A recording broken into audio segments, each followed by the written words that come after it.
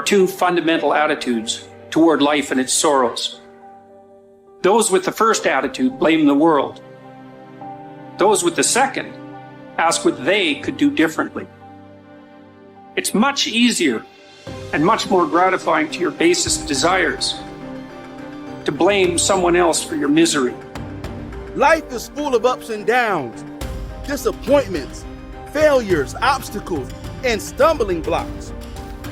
Trust me when I tell you that you will need to be mentally tough to overcome and conquer some of the hurdles life will throw your way. It's called life. And here's what the key to it, that you have to work on yourself. I read every book I could on how to heal yourself. I listened to every speech. I talked to people. I went to lectures. I mean, everything dealing with healing, I fed my mind. Life is a fight for territory.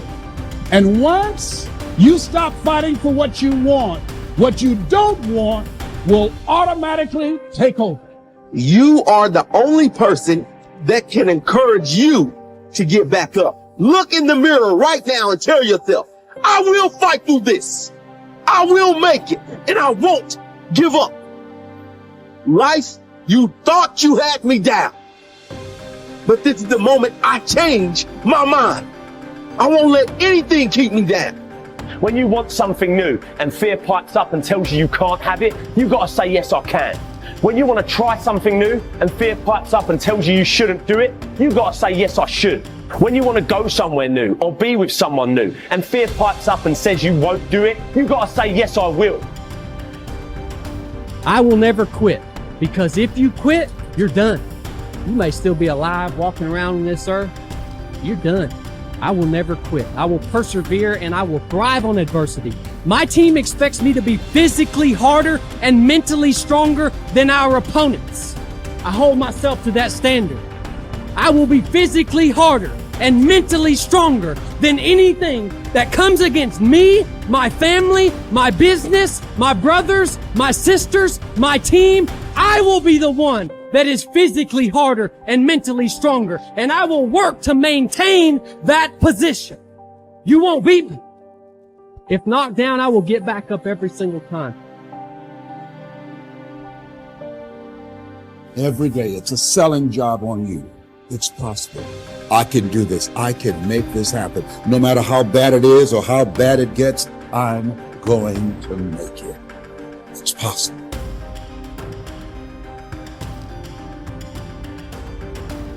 Yo, we all are great. We all should think that we're great. There's no reason for you to not think that you're great. If you don't think you're great, ask yourself why. Why don't you think the highest of yourself? When you do, people have no choice but to follow suit. You have no choice but to follow suit. Well, a lot of people, they base it on their past. They base it on the life that they've experienced up until this moment. Makes you better. Yeah, it does make you better. Makes you better, makes you smarter. Yeah. A They life need to with no hear a guy rocks. like you say it. Yeah, man. That's what's interesting about it. That's what's interesting about life. You can hear a guy like you say that, and then it changes your perspective, and then you'll go out and take action that you might not have taken before. I got a 585 on my SAT, Confessions. They give you 400 for putting your name on the paper. It's a true story. I guessed ABACADA. I did abacadabra all the way down. True story. Swear to God. Hand on my mother's grave. ABACADA. All the way down. I didn't care because it was a class trip that same day. I wanted to go Great Adventure. I was told that not taking my SAT seriously would prohibit me from furthering myself in life. That's what I was told. At the moment, I said, maybe I should have applied myself. Maybe I should have did different. When I saw all my friends get their test scores back and they were ecstatic. 800s, 900s, 960s. Everybody's going to college. I felt like the biggest idiot in the world. The biggest idiot in the world. Because the same people that I went and rushed to go to Great Adventure with, they had taken their SAT the week before. They already got their work done. They did everything they were supposed to do. So that moment of fun was real fun for them. I was the only dumbass that didn't prioritize and take care of my shit. So I'm the only one going to community college. Everybody else off to Villanova, Temple University, Drexel University. God damn. I just got left behind. Why didn't y'all tell me that y'all did it the week before? How come y'all ain't tell me that we was serious about the college? Y'all ain't tell me y'all was trying to go to Temple or Drexel? Oh, wait. It's because my life isn't their life. They're focused on themselves. Wow, they're doing what they're supposed to do. Hey, Jack. Go sit by yourself and figure it out, because this is where you should be. Lesson learned. Any opportunity given should be taken serious from this point.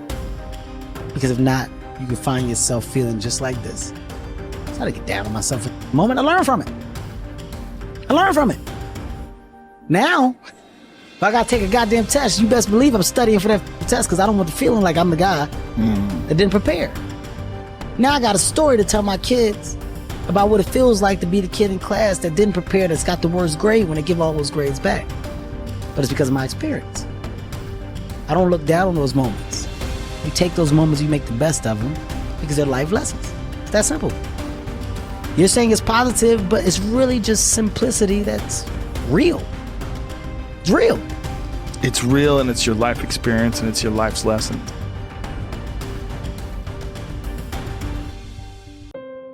It's unbelievable how little genuine encouragement many people need, and how they had none. No one ever said to them and meant it. It's not okay for you to be a weak loser. It's not okay.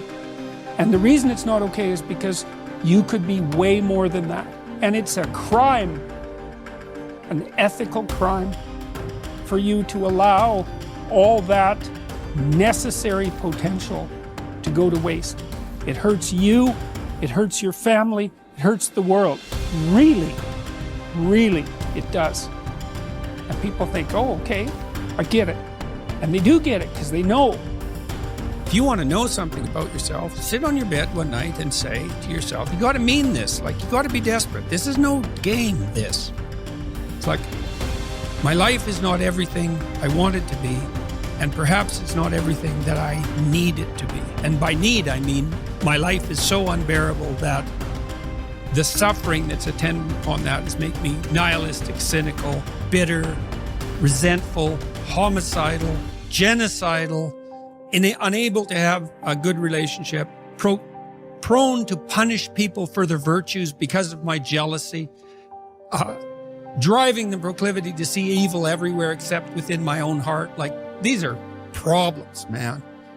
And you ask yourself, you sit on the bed and say, okay, man, I'm ready to learn something. Like, what's one thing I'm doing wrong that I know I'm doing wrong, that I could fix, that I would fix? It's like, you meditate on that, you'll get an answer. And it won't be one you want, but it'll be the necessary one. You know, and it's often something that will point you to small things. So Carl Jung said, people in the modern world don't see God because they don't look low enough.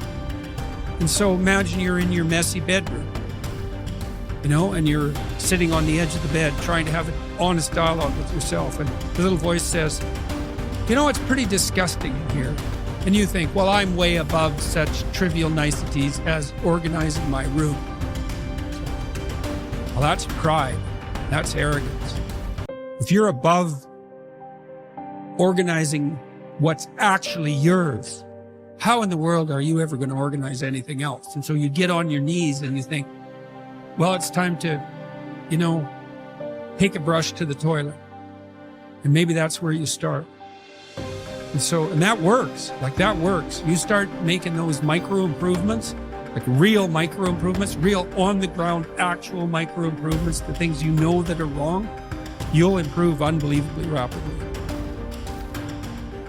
What's really interesting is self-value, real self-worth comes from doing hard things.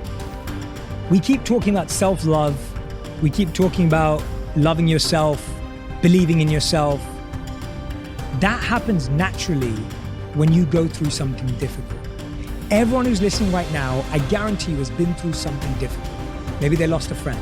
Maybe they've been through cancer. Maybe they lost their job and had to rebuild. Maybe they completely got destroyed during the pandemic and had to figure everything out with their health. The point is, we've all done hard things, and self-worth and self-value comes from recognizing the hardship you've been through and the growth that you made during that time. Now, if you're someone who's listening and saying, Jay, well, I'm not sure I've been through anything that challenging, well, that's your challenge. Go and figure out what it is that you want to do that's hard. Is it developing a new skill? Is it getting a qualification? Is it starting that business or dream that you've always wanted to do? What's that difficult thing you're going to do on your own, with your friends, with the support of whoever's around you, but not with the crutch or the handicap of a partner? What are you going to build as a skill, as a tool, as a value yourself that's going to make you say, I've done something? And that's the beginning of it. The beginning is, I've done something and I did that and I can do that. And when you do that, yes, you're going to validate the wrong things. You're going to give yourself praise for the wrong things. You're going to go through ego. You're going to do all of that. But there's still a belief of, I can do hard things. I can do hard things by myself. And I know what value I bring to a relationship. Most people don't want to be really wealthy. What they do want is they don't want to have any financial concerns. If they want to buy a new suit, they can go and get one. If they want to take a trip, they can take the trip. If they want a new car, they can get the new car. They don't want to just run out and spend or buy. They don't want to have any financial concerns. 2, they want to wake up in the morning excited about how they're going to spend their day.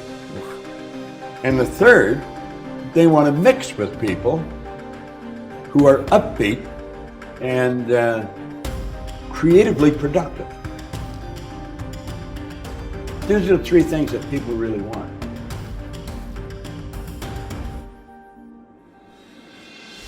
Well, a friend of mine spent 18 years studying the biographies of more than 500 men and women who had started with nothing and became successful.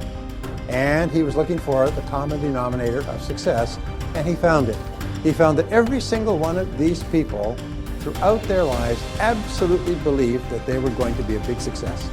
They absolutely believed they were going to be a big success when they grew up, and no matter what happened to them in their adult lives, and they never lost sight of that. Like the 3 wise men following the star, they felt that everything that happened was part of the process. Every setback was a lesson. Every pain was something sent to teach them something that would be helpful, and they never stopped believing in themselves. So if you could buy one belief, the belief is this, is that you are destined to be a big success, that you have incredible potential, that you're surrounded by incredible opportunities, and that you're going to be a huge success in life, and everything that's happened up to now is part of your preparation. So challenge your self-limiting beliefs. Don't ever say, I can't do that, or I'm not good at that, or something else. No, wait and say, wait, what if that's totally false? What if deep down inside you have the ability to be extraordinary at something that's important to you? Whether it's skiing or skydiving or mathematics or selling or earning money or running a business, you probably have more ability than you could dream of. But don't sell yourself short. Now, in the Bible, it says, according to your faith, it is done unto you. That's one of the most important principles of the New Testament. In the Old Testament, it says, as a man thinketh in his heart, and the heart stands for the subconscious mind, which means a deep belief, so is it, or so is she. William James says, beliefs create the actual fact. Is that if you have the belief, it actually becomes the fact, because you always act in a manner consistent with the belief, and as a result, you get the results consistent with your actions. And you can control your beliefs. Is it easy to change your beliefs, especially old negative? No, it's not easy. Is it possible? Absolutely. Is it easy to lose weight? No. Is it possible? Of course it is. If you want to become successful in life, young man, he said, number 1, you got to change your mindset. He said, you don't get in life what you want, you get in life what you are. Number 2, practice OQP, only quality people. You earn within $2,000 to $3,000 of your closest friends. And the 3rd thing he said, develop your communication skills, because once you open your mouth, you tell the world who you are.